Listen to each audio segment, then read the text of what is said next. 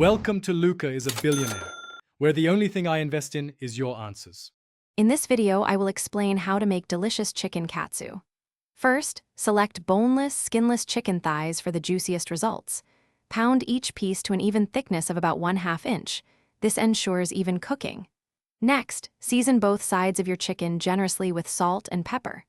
Finally, set up your breading station with 3 separate shallow bowls, one for all-purpose flour, one for whisked eggs, and now let's get that signature crispy coating. Begin by dredging each chicken piece completely in the all-purpose flour, making sure to shake off any excess. This helps the egg adhere better. Then, dip the floured chicken into your whisked egg mixture, ensuring it's fully coated. Lastly, transfer the chicken to the panko breadcrumbs, pressing firmly so the panko sticks well.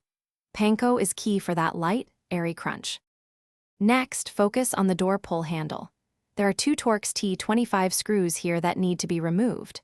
After that, look along the outer edge of the door panel. You will find 2 more Torx T20 screws. Carefully remove these as well.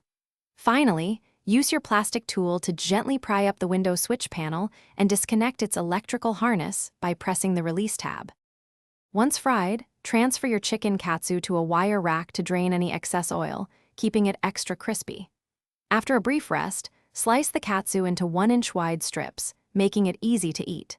Serve this delicious dish immediately with classic accompaniments like tangy tonkatsu sauce, fluffy steamed white rice, and a refreshing side of thinly shredded cabbage. Enjoy your homemade chicken katsu. Thanks for watching and please subscribe. It's the best investment you'll ever make.